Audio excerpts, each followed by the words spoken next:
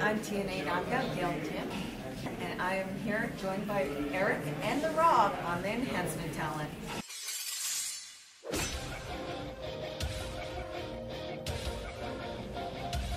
Hey now, it's the Rob from 106.1 KISS FM alongside my broadcast colleague. What's up? It's Eric Cornish, just hanging with some TNA knockouts. What do you know?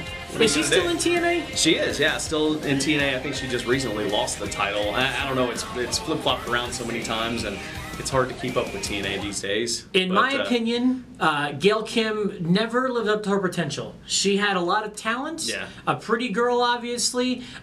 Should have had a bigger impact on wrestling, in my opinion. Yeah, one of those talents that I think was affected when you go to TNA and then come back.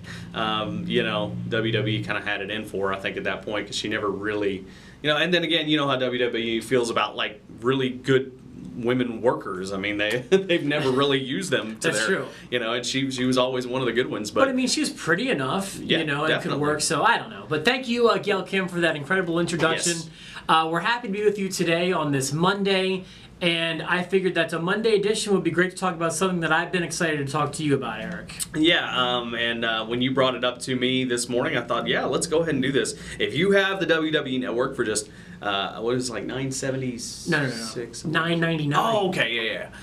If you have the WWE Network, then hopefully you've seen the awesome Monday Night War series that is on there right now. Yeah, I've been watching every one of these. I caught up on the last two this past weekend.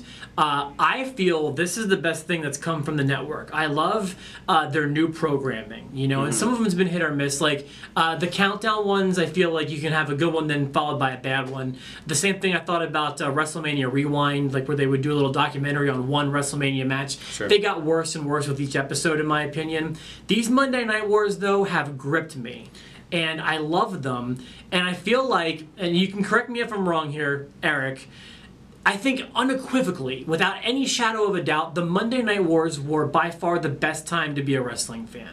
I will agree with you on that. I think they were, and I think you know, it did so much to alter the history of the wrestling business, to change the way wrestling is done, and I think that's really what this series is all about, and I think that's why they focus on it. Now, it seems like it's been rehashed time and time again. People always go back to that, and there have been DVDs on it and everything else. But because of that, you know, you get so much good programming, and I will say that programs like this are the reason that you know, Vince McMahon made such a good decision when he purchased WCW at a very discount cost from what That's what I was going to say. Like, my understanding was like 2.9 to 3.1 million. So let's just say $3 million. Yeah. And you watch this stuff, and there was like, you know, a year and a half where WCW not only beat WWE, but was just trouncing them. Yeah. You know, in the ratings. And it's just like, he got it for $3 million. I mean, there's probably superstars on his roster who make more than that.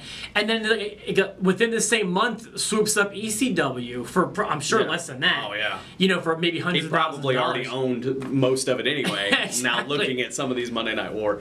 You know, but you learn some new things, and I think that, you know, I mean, if there is one negative, it is that there is some stuff that I've seen. Obviously, they don't have current interviews with guys like Eric Bischoff, so they've used all the old ones, like from the original Monday Night Wars DVD, which I don't think is the worst thing in the world. No, but there are a good bit of new things. For example, Sure. like you see Mikey Whipwreck. Yeah, you know, it's like he's weird looking, and you know, you'll see there's some modern stuff in there. Yeah. That's been impressive to me. And obviously, when they're talking about Austin, you're going to see the beer truck. Right. You know, I know that. You're going to see the bedpan. But for the most part, like, the stuff that they show is not always the cliched stuff. Right.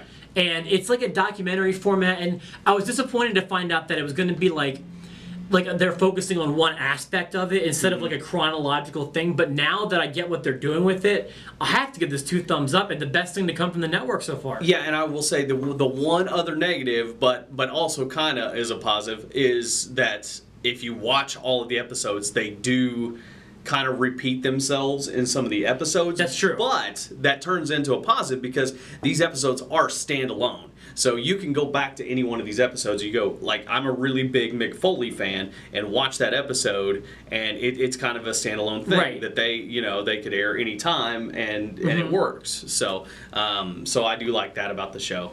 I love the ECW one. My favorite part about that was when they were talking about Mike Awesome and the stir he created when he left with the title, and how like the boys found out what room he was staying in a hotel, and like they made him feel unsafe to be with WCW.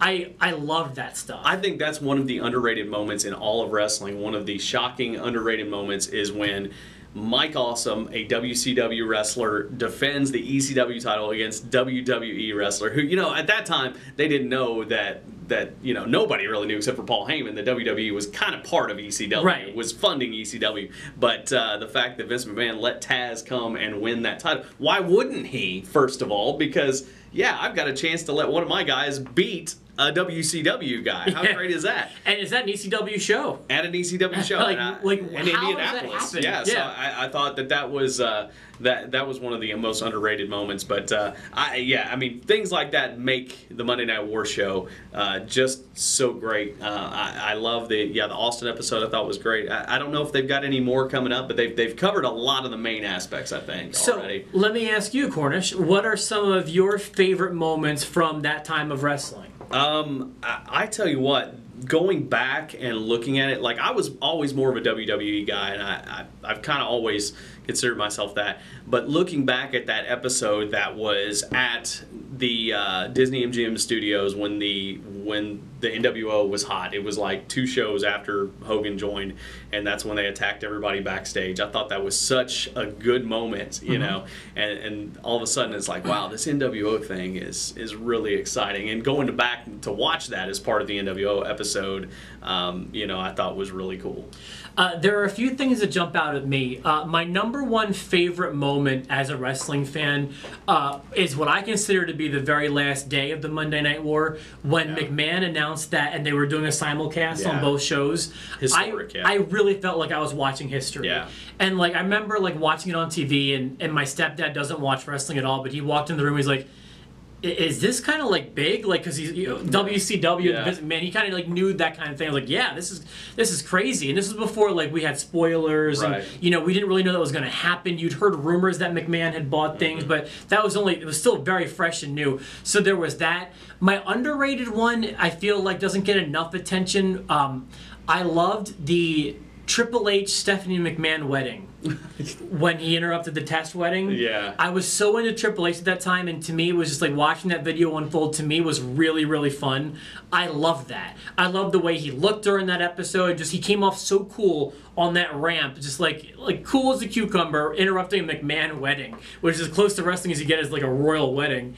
And just earlier, even before that, like before they were really called the Monday Night War, when the NWO was very new, every week, every Monday, you had this thing in the back of your head, like, who's going to come this week?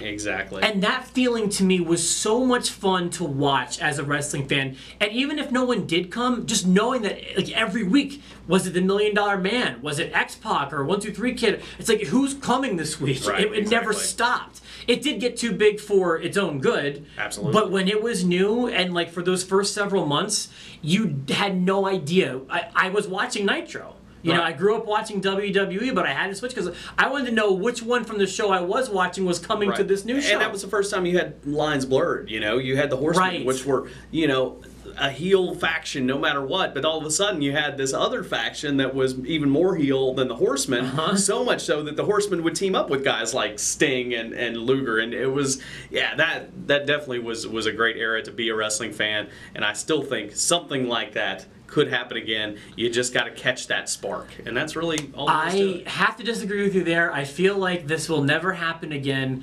I really feel like what the WWE has now is a stranglehold, and I don't think anybody is going to be able to challenge them on a national level like the way WCW did. I would love to have that. I think wrestling would benefit from that. I just don't see it happening. Yeah, we can watch the Monday Night War on the network and just dream That's of right. those days, though.